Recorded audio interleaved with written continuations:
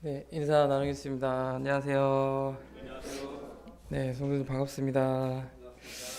날씨가 많이 추워지는 것 같아요. 저 감기는 아닌데 코가 아침에 이렇게 훌쩍거려가지고 하루 종일 되게 좀 불편한 하루를 이렇게 쭉 보냈습니다. 그 나이가 들면 옛날 얘기하면 재밌잖아요. 그래서 네, 시간 가는 줄 모르고 옛날 얘기 하시길래 아니 지금 얘기를 하시길래 저희 옛날 이렇게 떠올리면서 야 그때 태어났을 때 어땠나 이제 이런 생각도 쭉 하고 최근에 했던 생각은 그 이제 드라마 대사 중에 거기 폭삭 속았수다 거기서 이제 인생이 공수교대라고 얘기하잖아요. 손주가 이제 그 아빠한테 하는 게 그 아빠가 그러니까 손주의 할아버지한테 했던 거하고 똑같이 하니까 이제 그런 표현을 하는데 최근에 저도 이제 그걸 이제 많이 느낍니다. 보면서 야 어쩜 저렇게 나 어릴 때 고집 피우던 거하고 똑같냐. 오늘 아침에도 이제 그랬거든요. 안 가요 학교를. 어떻게 저러나 나 때하고 똑같네. 이제 참 아까 그 간증 표현 중에 참 여기까지 온 게 주님의 은혜다라고 이렇게 표현했던 것이 참 인정이 됩니다. 저도 이제 41, 저 10살 차이거든요, 조영재가. 하나, 내가 언제 40대가 됐나 싶으면서도 이렇게 온 게 주님의 은혜다 그런 생각이 들면서 그 은혜를 인정하는 것은 결국에 우리가 이제 구원받은 그리스도인이기 때문에 인정하면서 살게 됩니다. 인생이 우연이 없고 또 어쩌다가 여기까지 온 게 아니라 하나님의 계획하심 아래에서 이 자리에 계시고 또 이곳에서 하나님을 또 주 예수 그리스도를 만날 수 있는 기회들을 우리에게 여전히 주님의 때를 마감치 않으시고 또 주시기 때문에 여기 계신 모든 분들이 주님의 사랑을 충분히 또 느끼시면서 남은 삶을 우리가 하나님 앞에서 살기를 바라는 마음이 있습니다. 다윗에 대해서 쭉 하고자 합니다. 그때 이제 성도님들한테 빚이 있다 했을 때 도대체 뭔 말인가 하고 제가 설명을 안 드렸더라고요.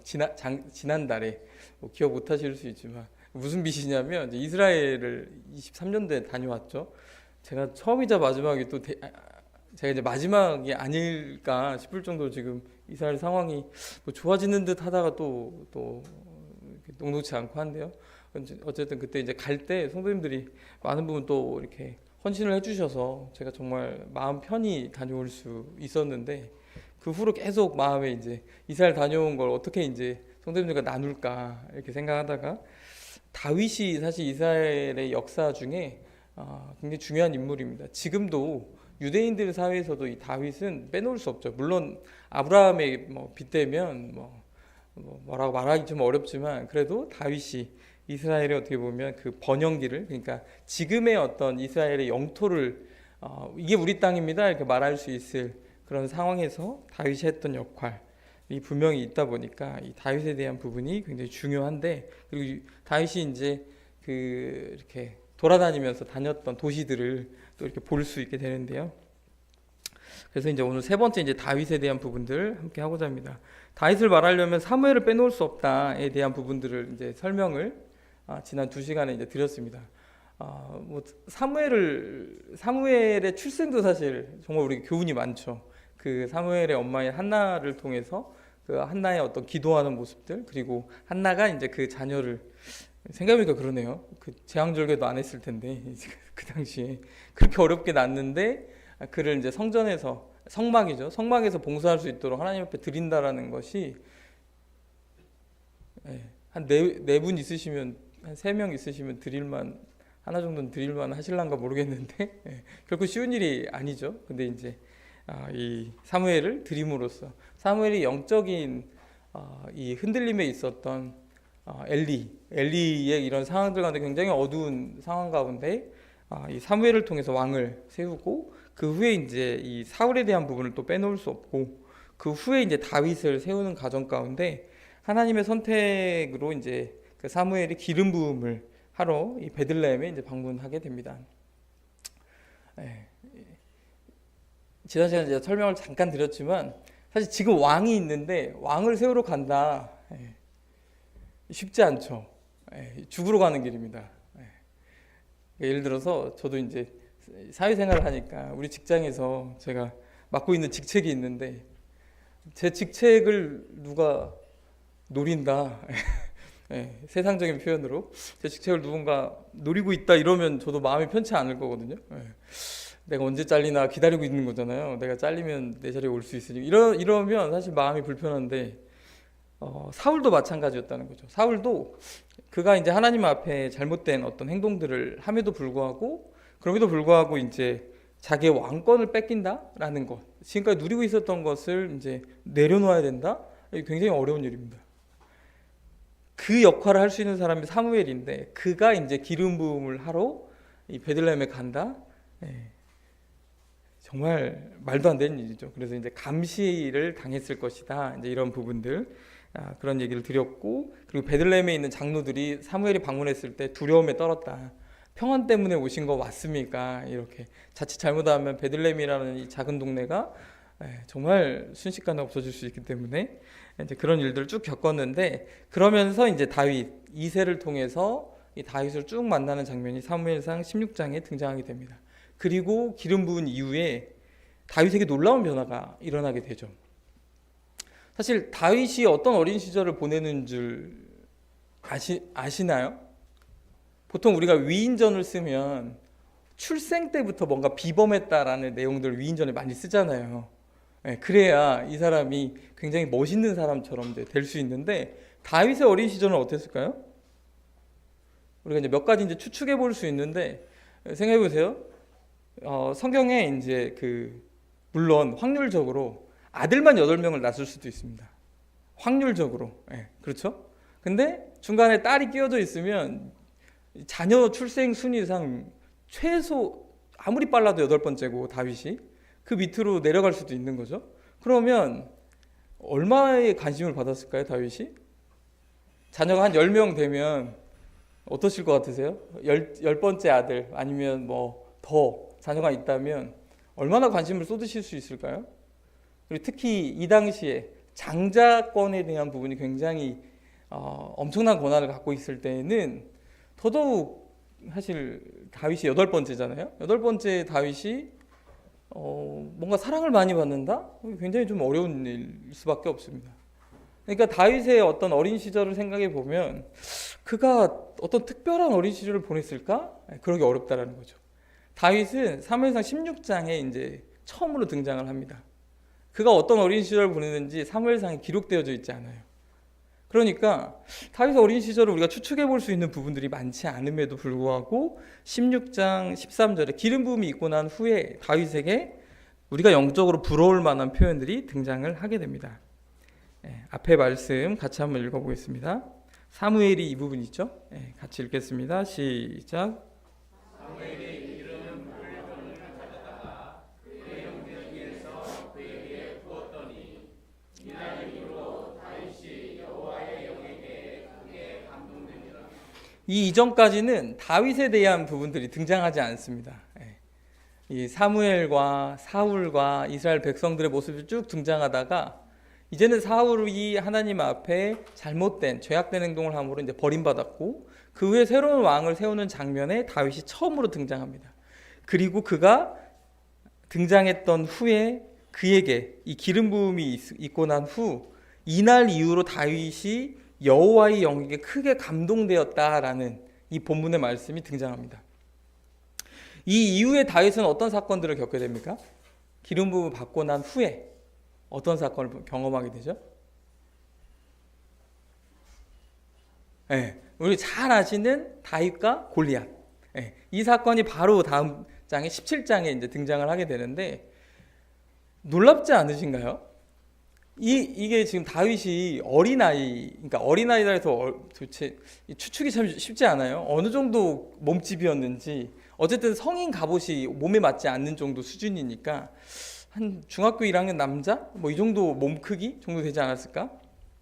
성장이 다 되지 않는 어쨌든 성인의 모습, 그러니까 남자의 모습일 건데 그런 그가 약 3m 정도 되는 거인 앞에서 전혀 두려움 없이 떨지 않고 당당하게 말을 하고, 그리고 왕 앞에서, 사울의 왕 앞에서 정말 그가 이렇게 자신 있게 말한다라는 것, 이게 어떻게 가능할까 생각해 보면 여기 이제 이 13절의 말씀과 같이 그에게 기름 부음이 있고 난 이후부터 여호와의 영에게 크게 감동되어졌다.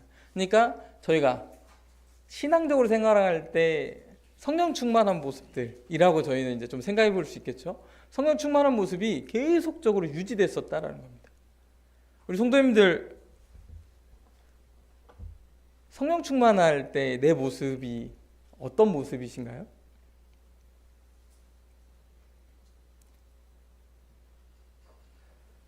하나님을 생각만 해도 너무 좋고, 또 하나님 앞에 나오는 게 기쁘고, 그리고 성령 충만한 사람들의 특징들이 여러 가지가 있잖아요. 성도들 만나는 거 기쁘고, 주님의 일을 하는데 즐거움이 나에게 있고, 전도하면서도 담대함이 생기고, 이런 성령 충만함의 모습들이 지속적으로 유지되는 이런 상황들이라고 떠올려 보시면, 지금 다윗의 상황이 그깟, 저는 골리앗 만날 일이 없으니까, 골리앗은 천국 가 있을 리가 없으니까 이렇게 막 얘기할게요. 이 골리앗, 제가 골리앗 앞에서 사실 당당하게 말할 수 있을까요? 요새 청소년들 있잖아요.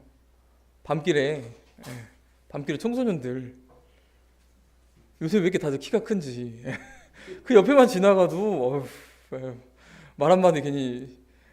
최근에도 농협, 그 상동 농협 있죠? 거기 주차장이 뒤쪽에 있잖아요. 이렇게 싹 드는데 청소년들이 담배를 피우고 있더라고요. 딱 가니까 순간 서로 경계한 것 같아요. 저 어른이 한마디 할란가? 저 아저씨가? 얘네들도 나도 순간 내가 말 한마디 잘못했다 혹시 맞으면 안 되는데 이제 이런 생각을 서로 순간 한 것 같아요. 그래서 먼저 고개를 살짝 돌리길래 나도 이제 고개를 피해서 왔는데. 그러니까 조금만 외형적으로 위협적이면 사람은 그 외형적인 데에 눈이 갈 수밖에 없다는 겁니다. 누구도 그랬을까요? 사무엘도 그랬어요. 첫 번째 기름 부음을 받으러 오는 첫째가 저 정도면 하나님이 세웠나 보다 이렇게 생각이 들거든요. 마찬가지로 우리는 외형적인 모습에 굉장히 두려움에 떨게 될 수밖에 없는데 골리앗 앞에서도 다윗은 그러지 않았다. 그건 이 구절, 꼭 기억해야 될 구절.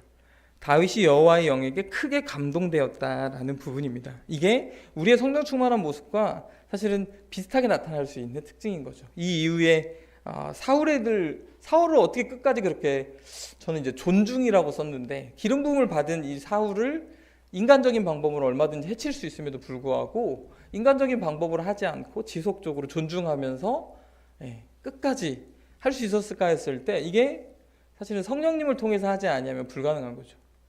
우리가 누군가를 용서하고 누군가에 대한 사랑을 이게 우리가 아무리 인간적인 노력을 하더라도요, 기분 좋을 때는 하는데 기분이 조금만 안 좋아지면 쉽지 않습니다. 그런데 성령님을 통해서는 이 다윗이 했던 모습이 내 삶 가운데도 이제 드러나게 되는 거죠. 그러면서 여기서 이제 나누고자 하는 건, 아니 그 이새의 자녀들 중에 왜 다윗이었을까라는 생각을 갖게 됩니다.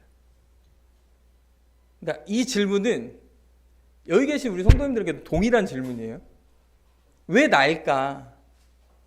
왜 지금 나에게 이런 역할들을 맡기실까? 이게 다윗이 지금 받는 기름 부음을 받아서 이스라엘 왕이 돼야 되는 이 상황 가운데 똑같은 거거든요.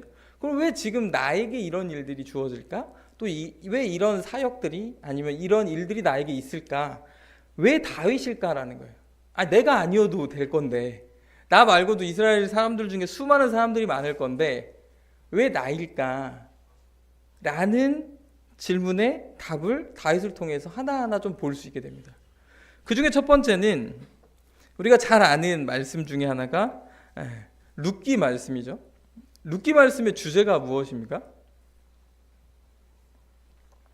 그 아시죠? 대한민국에서만 유일하게 룻기 말씀을 고부 갈등을 해결하는 여인으로 등장하는 거. 그리스에 가보니까요, 고부 갈등이 없어요. 오히려 사위하고 친정 간의 갈등이 심합니다. 거기는 이제 여성들 사회, 여성이 좀 더 우선된 사회여가지고 양쪽 집안이 사위를 그렇게 공격한대요. 사위보로 잘하라고. 그러니까 며느리를 이렇게 힘들게 하는 문화가 아닌 거예요. 부러우시죠? 저희들. 예. 그러니까 사위가 잘해야 돼요. 예. 그런 문화인데, 그러니까 룻기 성경이 다 동일하잖아요. 룻기라 그래서 거긴 남성으로 표기되어 있지 않을 거잖아요. 그리스에는 그럴 리가 없으니까 결국에는 이게 이제 고부 갈등의 문제를 해결하는 본문이 아닌 거죠. 예. 며느리들에게 주는 말씀이 아닌 거죠. 예. 시어머니 잘 모셔라 이게 아닌 거예요. 그럼 뭘까요 주제가? 룻기가 4장을 통해서 쭉 기록되어져 있지만 유일하게 말하고자 하는 가장 큰 핵심은 족보입니다. 족보. 예. 그 족보에 대한 부분인데 이 말씀이거든요. 같이 한번 읽어보겠습니다. 그의 이웃 이 부분 있죠? 그거 읽겠습니다. 시작.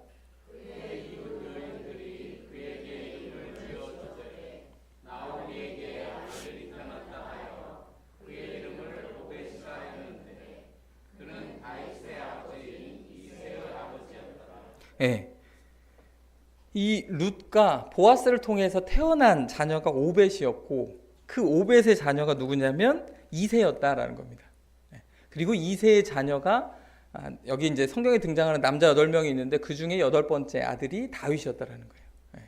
그러니까 그리고 이 족보는 어디로 이어집니까? 마태복음 1장으로 이제 이어지게 되는 거죠. 마태복음 1장으로 이어지면서 주 예수 그리스도의 족보까지 연결되면서 이 메시아의 탄생에 대한 부분의 족보들이 쭉 연결됩니다. 그러면 결국에는 이 이세 집안에서 이스라엘의 왕이 당연히 이제 나올 수밖에 없는 상황인 거죠. 물론 오벳이 또 다른 자녀들을 낳았으니까 이런 확률적인 부분들은 분명히 등장할 수밖에 없지만 그럼에도 불구하고 또 하나 생각해 볼 수 있는 이 족보만 이유가 아니라 그럼에도 또 왜 다윗일까라는 부분들을 생각해 볼 수 있습니다. 이걸 내 신앙하고 생각해 보세요. 왜 난가? 왜 나에게? 내가 지금 이런 역할을 아니면 나에게 왜 이런 일을 이렇게 생각하시면서 다윗의 입장을 들어보시면 훨씬 더 도움이 되실 건데요. 그러면서 또 하나의 단서가 여기 나옵니다. 이 빨간색 글씨만 읽어볼까요? 빨간색 잘 아시는 말씀이니까 끝에 2줄만 읽겠습니다. 시작.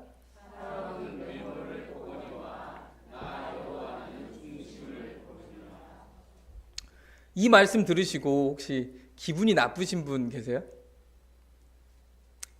기분이 혹시 나쁘신 분 계세요? 다 이 말씀 듣고 마음이 편안해지세요?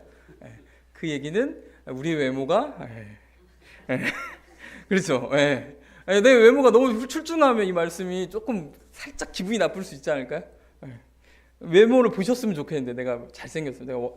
저도 한 원빈 정도 생겼으면 머리를 짧게 치든 길게 기르든 다 멋있을 것 같은데 외모를 보거니와 외모를 본다면 하나님 외모를 본다면 원빈 정도 생겼으면 외모를 봐주셨으면 좋겠다 이렇게 생각할 거 아니에요. 잘생기면.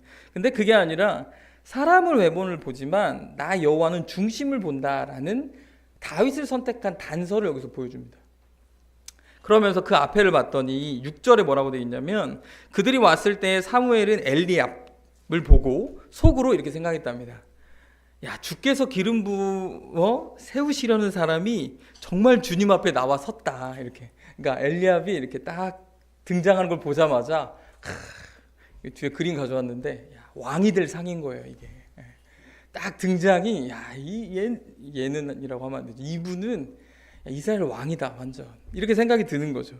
그랬는데 7절에 바로 방금 읽으신 위에 3절 제가 읽어드리면 여호와께서 사무엘에게 이르시되 그의 용모와 키는 보지 말라. 내가 이미 그를 버렸노라. 내가 보는 것은 사람과 같지 아니한다라는 겁니다. 이 말씀 되게 감사가 되지 않습니까? 주님께서 우리를 보신다는 것에 있어서 우리의 겉으로 드러나는 부분을 보시지 않는다라는 겁니다. 우리의 중심을 보신다라는 거예요. 이거 얼마나 감사가 돼요? 왜 그러냐면 우리 여기 이제 사역을 해보신 분들 사역을 많이 해보셨고 계시죠? 예를 들어서 뭐 주일학교든 뭐 기혼자매든 하다못해 복음집회 음식을 만드시는 우리 자매님들 해보시잖아요. 나에게 주어진 사역을. 근데 이게 중심은 안 보시고 드러나는 것만 본대요. 그럼 어떻게 됩니까? 음식이 짜다 하는 순간 벌써 이제 망한 거예요. 왜냐면 드러나는 걸로 봐야 되니까. 드러나는 걸로 보면 음식 맛의 평가, 뭐 음식의 종류 이런 거겠지만 하나님은 그걸 보시는 게 아니고 뭘 보신다고요? 중심을 보시니까 그걸 위해서 얼마나 충성스럽게 준비했느냐 이것만 보시겠다라는 겁니다. 이것만. 그러지 않고 다른 걸 보셨다면 우리는 여기 보세요. 우리 성도님들이 얼마나 섬겨서 지금의 우리 뭐라 해야 됩니까? 이 환경이 조성되어져 있습니까? 근데 완벽해요? 이 환경이? 아무리 시설 열심히 섬기려고 해도 부족한 부분들이 있고, 근데 이 겉으로 드러나는 걸 보는 게 아니라 그걸 섬기는 자의 마음을 보시겠다, 중심을 보시겠다라고 하시니 얼마나 기쁩니까? 그러면서 다윗에 대해서 이제 우리가 또 볼 수 있는 부분들이 있는데, 이 말씀 보면서 많이 고민했어요. 같이 한번 읽어보겠습니다. 시간이 많이 없네요. 제가 읽어드릴게요.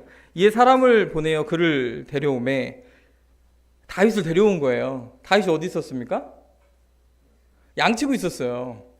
그러니까 이새가 생각할 때도 다윗은 아니라는, 왕이 될 상이 아닌 거예요. 다윗은 나머지 7명 데리고 가면 충분할 거다. 제사를 드리러 가는 가운데 충분할 거다. 근데 양을 누군가 봐야 되니까 그 중에 한 명, 다윗에게 맡기고 가야겠다라고 생각하고 간 겁니다. 양을 맡기고 갔는데 사무엘이 뭐라고 합니까? 다윗을 보기 전까지는 너희가 차려준 음식 먹지도 않겠다라고 하니까 얼른 가서 이제 다윗을 데려오죠. 그러면서 이에 사람을 보내어 그를 데려오매 그의 빛이 붉고 눈이 빼어나고 얼굴이 아름답더라. 여호와께서 이르시되 이가 그니 일어나 기름을 부으라 하시는지라 라고 되어져 있습니다. 이 말씀 좀 고민되지 않으세요? 왜 고민되십니까? 아니, 외모를 안 보신다 그랬잖아요. 중심을 보신다 그랬는데 왜 갑자기 또 외모를 보신대요? 저도 이런 말 좀 들어보고 싶은데, 얼굴이 아름답다. 도대체 남자가 얼굴이 아름다우려면 우리 교회는 없는 것 같아요. 우리 교회는 안 계신 것 같아요. 얼굴이 아름다우면 도대체 어느 정도 해야 되는가, 이런 고민들이 드는 본문인 거죠. 왜냐하면 외모를 보시지 않고 중심을 보신다고 했는데 갑자기 빛이 붉고 눈이 빼어나면 얼굴이 아름답다. 이게 도대체 어떤 부분일까? 이런 고민이 드는 부분입니다. 그러면서 이 부분에 대해서 이제 주석서도 찾아보고 여러 가지 이제 말씀에 대한 부분들을 쭉 찾아보니까 성경에 붉은 피부를 가진 사람이 있어요. 누굴까요? 그렇죠. 야곱과 에서 할 때 에서가 붉다라는 표현이 나와 있거든요. 이게 같은 단어입니다.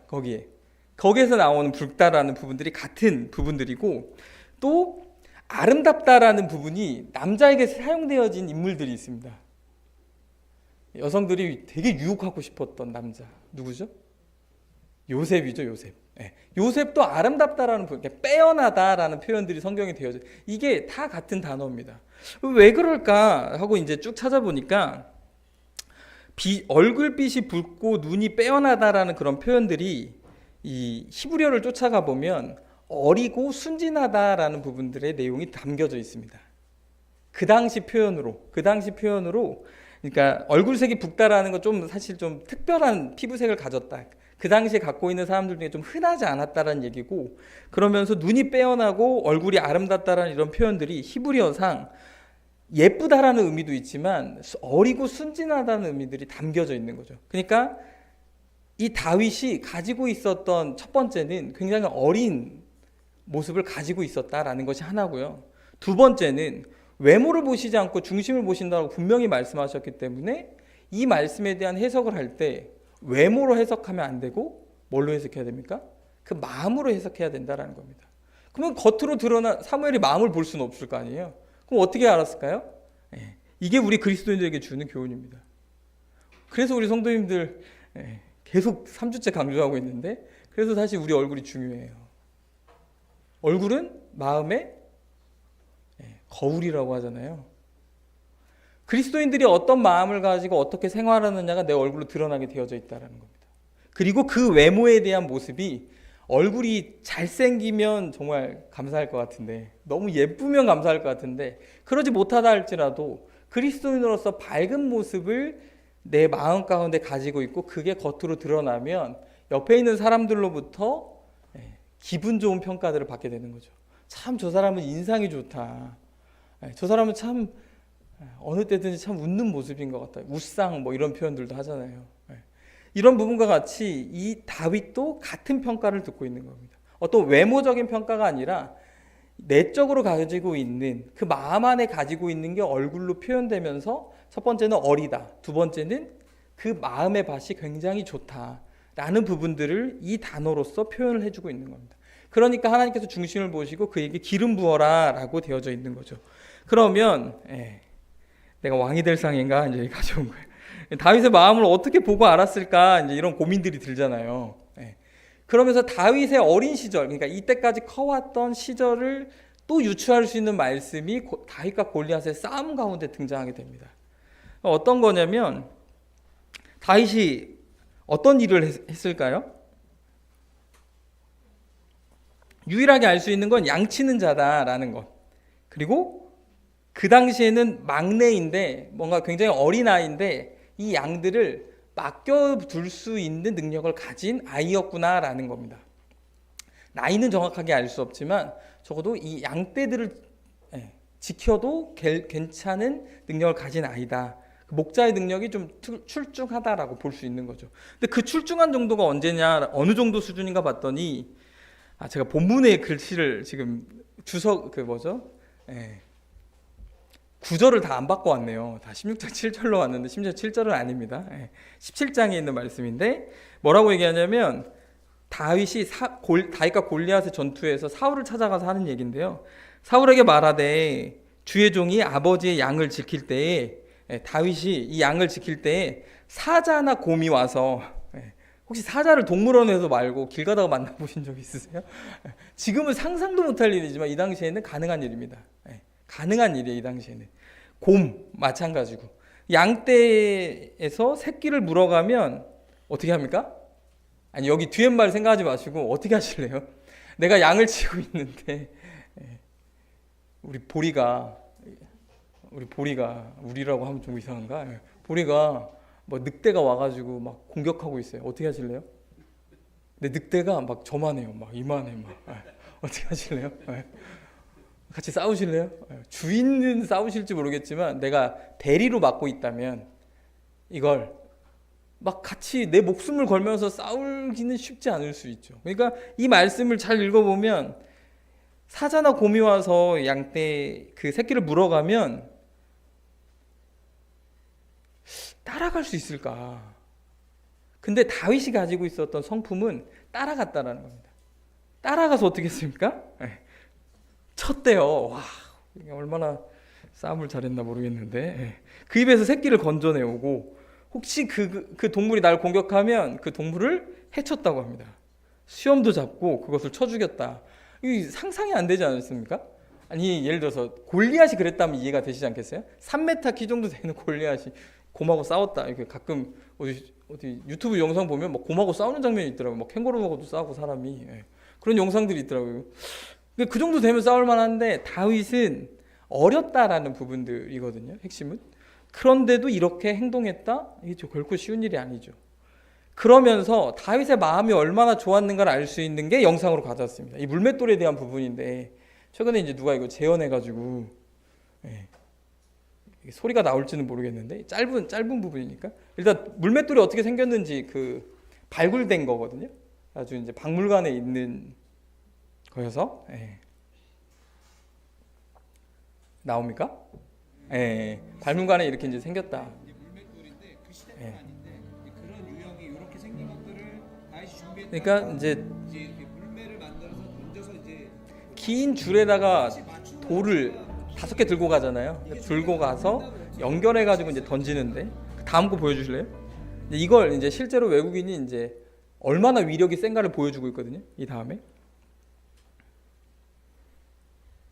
그러니까 이게 근접전의 싸움이 아니었어요. 골리앗하고는. 골리앗은 억울할 거예요. 한 대도 때려보지도 못하고 잡아보지도 못하고 죽었으니까. 멀리 있는 것을 이제 세워놓고 이제 물맷돌로 이게 돌을 돌려가지고 던져서 그걸 쓰러뜨리는 이제 영상을 가져왔거든요.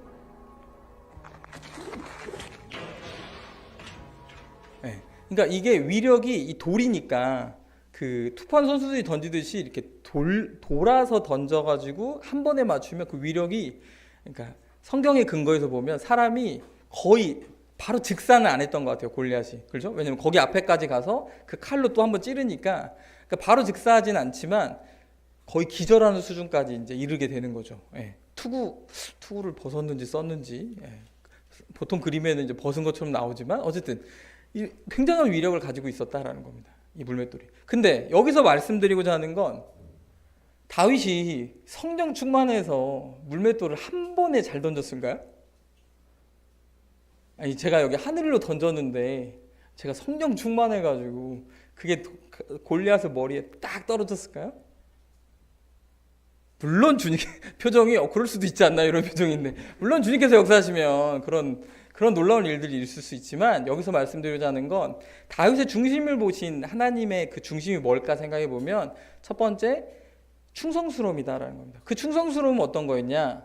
다윗이 얼마나 수없이 연습을 했겠느냐라는 거예요. 양을 치는 동안에 이 물맷돌을 가지고 멀리 있는 걸 이제 나무든 뭐든 놓고 얼마나 연습을 많이 했겠냐라는 겁니다. 그 정도 자신감, 그 정도로 싸울 만한 능력이 없이 골리앗 앞에 나선다? 쉽지 않다라는 겁니다. 그리고 그 나설 수 있게 만든 건 아까 말씀드린 것처럼 하나님의 감동으로 그가 골리앗 앞에 나서게 됐지만 그가 얼마나 충성스럽게 연습해서 양들을 지키기 위해서 노력했는지를 이 몇 장면만 보더라도 이 본문 몇 말씀만 보더라도 충분히 이해할 수 있는 거죠. 그리고 그 중심을 보신 하나님께서 다윗에게 기름 부음을 주신 겁니다. 이건 우리의 삶도 마찬가지라는 거예요. 왜 나일까 생각해 보면 지금 나에게 어떤 일이 주어지실 수 있잖아요. 나는 진짜 이제 능력도 안 되고 나는 정말 부족하고 나는 진짜 요새 힘들고 나는 정말 항상 이런 말씀들 하실 수 있잖아요. 주님 왜 나에게 이런 일들을 허락하십니까? 주님 저는 가진 게 없습니다. 저는 부족합니다. 능력이 없습니다. 이런 말씀들 하실 수 있잖아요. 그럼에도 불구하고 왜 나에게 이 사역들을 왜 나에게 하나님께서 맡겨주셨을까 했을 때 그 중심에 우리 성도님들이 충성스러움만 가지고 계신다면 다윗처럼 충성스러움이 있으시다면 그걸 보시고 주님께서 우리에게 그 일들을 맡기신다라는 겁니다. 그리고 나서 겉으로 드러나는 외형적인 부분의 어떤 부족함 이런 건 주님께서 책임져 주시겠다라는 거예요.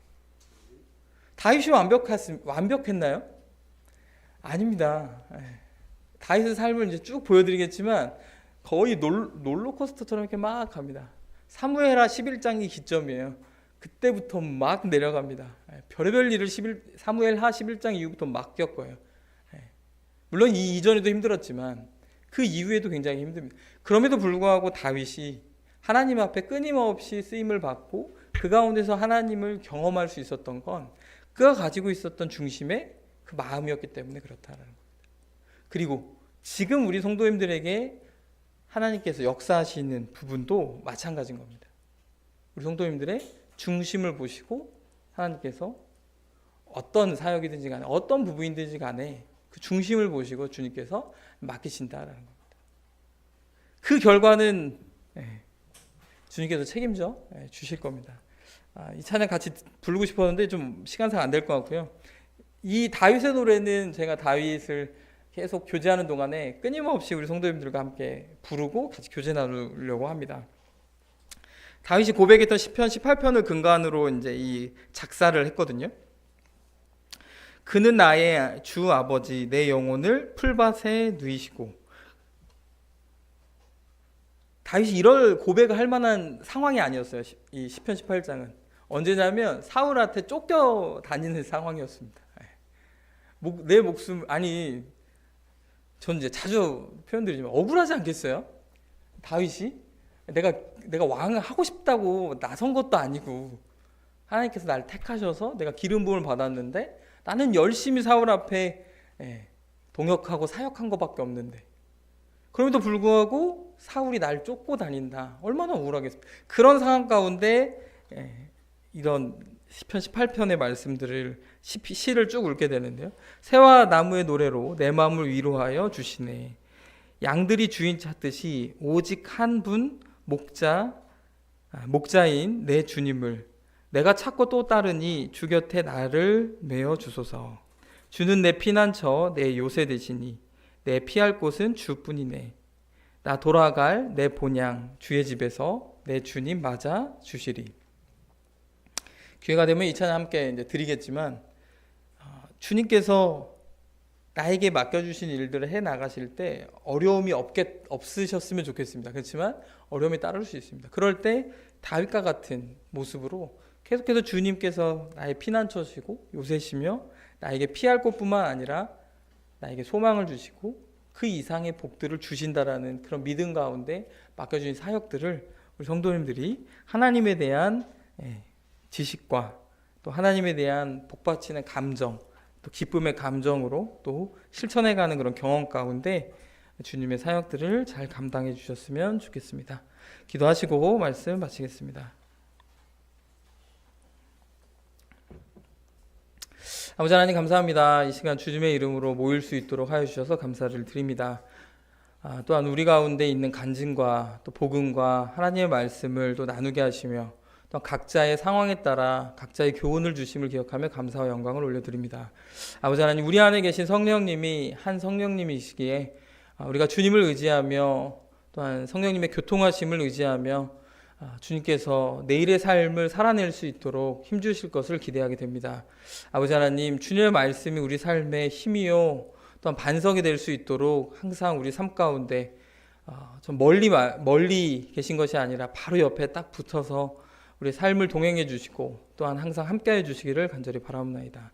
나의 요새시며 피난처 되시는 주님을 우리가 직접 경험하며 하루하루를 살아갈 수 있도록 항상 주님께서 은혜 베풀어 주시고 또 우리 삶을 책임져 주시기를 간절히 바라오며 아버지 하나님께 모든 것 맡겨 드리올 때 우리 사랑하시는 주 예수 그리스도의 이름으로 기도를 쌉나이다. 아멘. 감사합니다.